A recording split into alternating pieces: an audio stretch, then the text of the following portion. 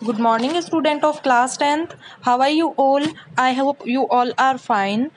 Last turn पर हमने कल की क्लास में चैप्टर 3 स्टार्ट किया था, न्यू चैप्टर, और उसका नाम है मेटल्स एंड नॉन मेटल्स. ठीक है, मेटल्स और नॉन मेटल्स का हम इंट्रोडक्शन पढ़ते हैं. ये आए कहाँ से हैं या किसके पार्ट हैं.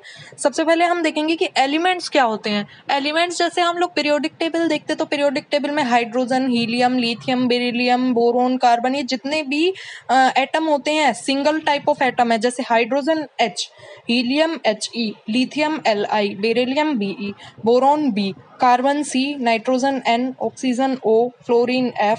तो हम ये जितने भी देखते हैं ये सब क्या होते हैं, एलिमेंट्स होते हैं जो कि 100+ होते हैं. ओके, तो एलिमेंट्स जो होते हैं वो क्या होते हैं, अगर हम इसकी डेफिनेशन देखें तो elements are smallest in size, सबसे छोटे साइज में होते हैं. Elements is a basic form of matter, matter का बेसिक फॉर्म होता है. That can not be broken, जिनको तोड़ा नहीं जा सकता. इनटू अ सिंपलर सब्सटेंस, मतलब ये खुद ही इतने छोटे होते हैं कि जिनको और ज़्यादा तोड़कर छोटा नहीं किया जा सकता, केमिकल रिएक्शन के थ्रू भी नहीं तोड़ा जाता. Elements is a pure substance that is a made from a single type of atom. ये सिंगल टाइप ऑफ एटम से मिलकर, मतलब सिंगल टाइप ऑफ एटम ही होते हैं. अब एलिमेंट्स को डिवाइड किया है मेटल, नॉन मेटल और मेटेलॉइड्स में. ठीक है, तो मेटल नॉन मेटल के बारे में हम लोग डीपली डिस्कस करेंगे, थोड़ा बहुत मेटेलॉइड के बारे में भी देखेंगे, लेकिन चैप्टर का नाम है मेटल और नॉन मेटल, तो हम लोग डीपली डिस्कस किसके बारे में करेंगे, मेटल और नॉन मेटल के बारे में. सबसे पहले हम देखते हैं कि मेटल्स क्या होते हैं. ठीक है, मेटल्स क्या होते हैं कि the elements which form positive ions by losing electrons are called metals.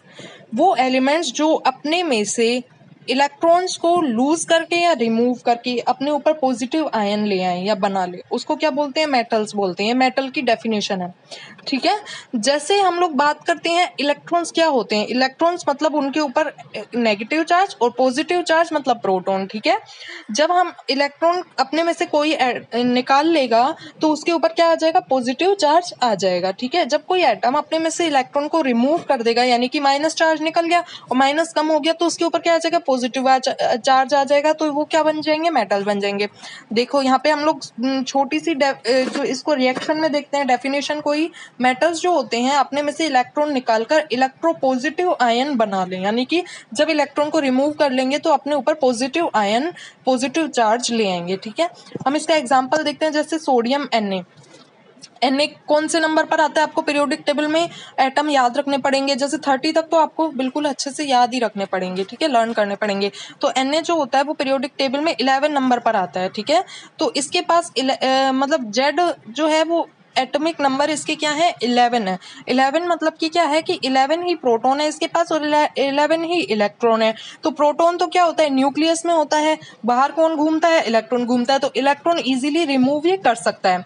जब हम इसका सोडियम का इलेक्ट्रो कॉन्फ़िगरेशन देखते हैं तो क्या होता है, electro configuration 1s2 2s2 2p6 3s1, यानी कि सोडियम के पास कितने इलेक्ट्रॉन होने चाहिए, 11. देखो काउंट करो, 11 है. 11 कैसे हैं, 1s2 ये 2, ठीक है, 2s2 2 और 2 4, 2p6 10, 4 और 6 कितने होते हैं, 10, और 3s1 11 हो गए. ठीक है, तो इसकी कितनी क्लासेस हुई, क्लास कितनी हुई, 1s की क्लास एक, 2s और 2p एक ही क्लास मानी जाएगी क्योंकि ये 2 की क्लास है. ओके, और 3s की क्लास अलग मानी जाएगी. तो 3 क्लासेस हैं. सबसे लास्ट वाली क्लास में से ये इलेक्ट्रॉन इजीली रिमूव कर सकता है, यानी कि 3s में से एक इलेक्ट्रॉन रिमूव करके जो लास्ट क्लास बची, लास्ट क्लास कौन सी बची, जब इसने 3s में से इलेक्ट्रॉन रिमूव कर दिया तो 3s वाली क्लास हट गई. तो कौन सी क्लास बची, 2s वाली और 2p वाली. 2s और 2p एक ही क्लास होगी 2 की. ठीक है, तो इसके पास कितने इलेक्ट्रॉन बचे, 6 और 2 कितने हो गए, 8. तो जब लास्ट क्लास में 8 इलेक्ट्रॉन बचे तो 8 इलेक्ट्रॉन बनाकर ये क्या हो गया, स्टेबल हो गया. ठीक है, देखो 3s में से इलेक्ट्रॉन निकाल लिए और लास्ट क्लास में कितने बच गए इसके पास इलेक्ट्रॉन, 2p 8. ओके, तो 8 इलेक्ट्रॉन बनाकर क्या हो गया, ये स्टेबल हो गया. तो स्टेबल हो गया जब इसने एक इलेक्ट्रॉन अपने में से रिमूव किया, तो इसके ऊपर कौन सा चार्ज आ गया, Na+। तो मैं आपको ये बताना चाहती हूँ कि ये मेटल्स जो होते हैं वो हमने पढ़ा कि मेटल्स वो होते हैं जो अपने में से इलेक्ट्रॉन लूज और रिमूव करके अपने ऊपर पॉजिटिव आयन ले आए। लेकिन ये ऐसा करते क्यों हैं, क्यों रिमूव करते हैं अपने में से इलेक्ट्रॉन, क्योंकि ये स्टेबल होने के लिए। और स्टेबल कब होंगे, जब इनकी लास्ट क्लास में कितने इलेक्ट्रॉन बचेंगे, 8 इलेक्ट्रॉन बचेंगे। ठीक है, जब इसने 3s में से एक इलेक्ट्रॉन को निकाल दिया तो लास्ट क्लास में कितने इलेक्ट्रॉन बचे, 2p8। ओके, तो ये क्या हो गया, स्टेबल हो गया। इसीलिए अपने में से एक इलेक्ट्रॉन रिमूव करते हैं स्टेबल होने के लिए। रीजन क्या है, स्टेबल होने के लिए। ठीक है, तो हमने यहाँ पे देख लिया कि मेटल्स क्या होते हैं, अभी तक हमने इसकी डेफिनेशन देखी। अब हम पढ़ेंगे physical properties of metals.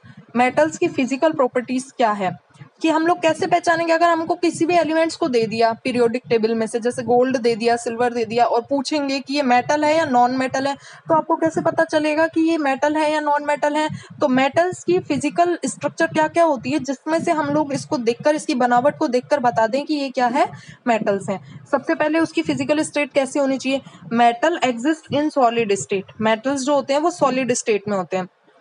Mostly metal, generally metal जो होते हैं वो सॉलिड स्टेट में होते हैं, एक्सेप्ट Hg मतलब कि मर्क्यूरी जो होता है वो रूम टेम्परेचर पर भी लिक्विड होता है। ये एक्सेप्शन है, एक्सेप्शन मतलब कि अपवाद है, यानी कि Hg जो है वो मेटल होते हुए भी रूम टेम्परेचर पर क्या है, लिक्विड स्टेट में है। वैसे मेटल जनरली क्या होते हैं, सॉलिड इन स्टेट होते हैं, लेकिन जो Hg है वो लिक्विड है रूम टेम्परेचर पर भी। ठीक है, मर्क्यूरी। उसके बाद गैलियम जो है वो, गैलियम 30 डिग्री सेल्सियस से नीचे तो क्या है, जैसे 28, 27, 25 पर सॉलिड है, लेकिन 30 डिग्री सेल्सियस पर क्या हो जाएगा, ये लिक्विड हो जाएगा, लेकिन लिक्विड होते हुए भी मेटल है ये। तो कुछ एक्सेप्शन है, अपवाद है, जो हमको याद रखने पड़ेंगे कि ये मेटल है लेकिन फिर भी लिक्विड स्टेट में है, एक या दो। ठीक है, lustres, metals have shining surface. Metals जो होते हैं वो शाइन करते हैं। ठीक है, एक्सेप्ट, कौन कौन सा एक्सेप्शन है, एल्यूमिनियम, मैग्नीशियम कैसे होते हैं, व्हाइट कलर के, लेकिन फिर भी ये मेटल्स हैं। Au जो है वो क्या है, येलो यानी कि गोल्ड। ठीक है, और कॉपर जो है वो रेडिश ब्राउन है, लेकिन फिर भी क्या है, मेटल है। तो जो एक्सेप्शन है वो हमको याद रखने पड़ेंगे कि ये अलग कलर के होते हुए भी कैसे हैं, मेटल्स हैं। ठीक है, इनको बस लर्निंग का ही एक तरीका है। ठीक है, उसके बाद hardness, metals are hard in nature. Mostly सारे मेटल्स हार्ड होते हैं नेचर में, लेकिन sodium, potassium, Rb and Cs जो हैं वो क्या होते हैं, ये इतने सॉफ्ट होते हैं कि इनको नाइफ से हम लोग इजीली कट कर सकते हैं। ओके, मेटल्स जो होते हैं, सारे मेटल्स हार्ड इन स्टेट होते हैं, लेकिन सोडियम और पोटेशियम को हम लोग नाइफ से क्या कर सकते हैं, कट कर सकते हैं, तो ये सॉफ्ट होते हैं। तो ये फिर भी क्या है, मेटल्स हैं। तो ये एक्सेप्शन है। जितने भी एक्सेप्शन है वो आपको याद रखने पड़ेंगे। जैसे हमने बताया कि मेटल्स जो होते हैं वो सॉलिड स्टेट में होते हैं, लेकिन Hg, मर्क्यूरी है वो मेटल है, फिर भी वो क्या है, लिक्विड एट रूम टेम्परेचर है। सारे मेटल्स की शाइनिंग सरफेस होती है, लेकिन एल्यूमिनियम, मैग्नीशियम, Au और Cu इनके कलर क्या होते हैं, अलग होते हैं, ये एक्सेप्शन है। उसके बाद हार्डनेस, सारे मेटल्स जो होते हैं वो हार्ड इन नेचर होते हैं, लेकिन सोडियम, पोटेशियम, Rb और Cs जो है वो सॉफ्ट हैं। ठीक है, एक्सेप्शन सब में है, आपको थोड़े याद रखने पड़ेंगे। मेलिएबल, मेलिएबल क्या होता है कि beaten into sheets. Au and Ag are more malleable. Malleable मतलब क्या होता है कि वो मेटल्स जिनको बीट किया जाए तो उनको शीट में कन्वर्ट कर सकते हैं। जैसे कि गोल्ड को हम लोग पतली परत शीट बना सकते हैं, फॉइल के रूप में बना सकते हैं। ठीक है, तो Au जो और सिल्वर की जो है शीट बन सकती है, इसका मतलब ये बहुत मेलिएबल है। Au यानी कि गोल्ड जो है वो 2 × 10⁻⁵ millimetre thickness foil is derived. तो इससे इतनी जो थिकनेस फॉइल मतलब बहुत पतली इसकी शीट बनाई जा सकती है। ठीक है, उसके बाद नेक्स्ट है डक्टाइल। डक्टाइल क्या होता है, ड्रॉ इनटू वायर। मेटल्स जो होते हैं वो डक्टाइल होते हैं, डक्टिलिटी पाई जाती है इसमें, क्योंकि इनको खींचकर वायर बनाई जा सकती है। Au और Ag are more ductile. Au और Ag मतलब कि गोल्ड और सिल्वर जो होते हैं वो बहुत ज्यादा डक्टाइल होते हैं। ठीक है, 1 ग्राम गोल्ड से 2 किलोमीटर वायर खींचकर बनाई जा सकती है। 1 ग्राम गोल्ड से 2 किलोमीटर वायर खींचकर बनाई जा सकती है गोल्ड की। ठीक है, Au की।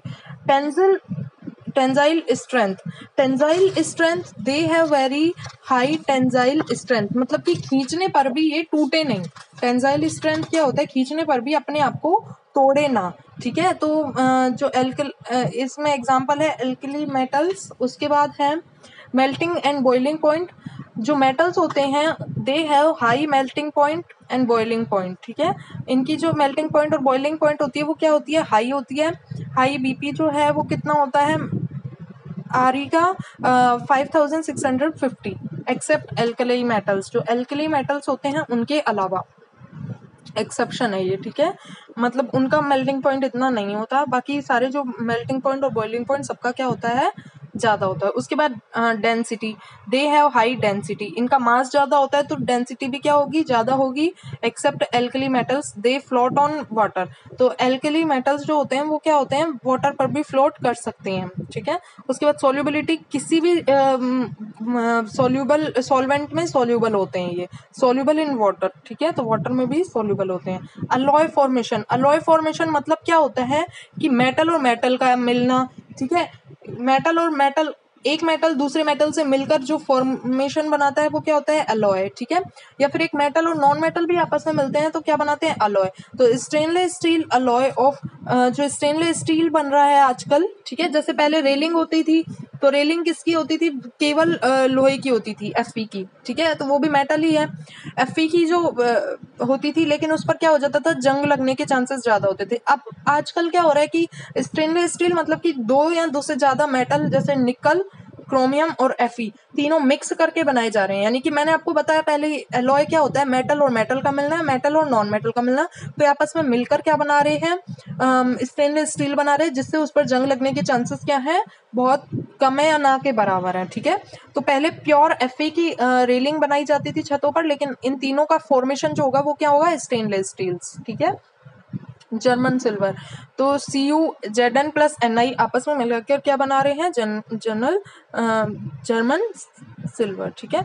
उसके बाद thermal and electricity, metals are good conductor of heat and electricity because of moving electron. Metals जो होते हैं इनमें ये good conductor of heat and electricity होते हैं, क्योंकि इनमें इलेक्ट्रॉन जो होते हैं वो मूव करते रहते हैं, मूविंग इलेक्ट्रॉन होते रहते हैं। जैसे कि कॉपर, हमारे किचन में बर्तन होते हैं कॉपर के होते हैं, ठीक है, तो ये गुड कंडक्टर ऑफ इलेक्ट्रिसिटी होते हैं, मतलब हीट को अपने में से पास, हीट और इलेक्ट्रिसिटी को अपने में से पास होने देते हैं, और इनमें से अगर इनके पास रख दें तो करंट फ्लो होने के चांसेस होते हैं।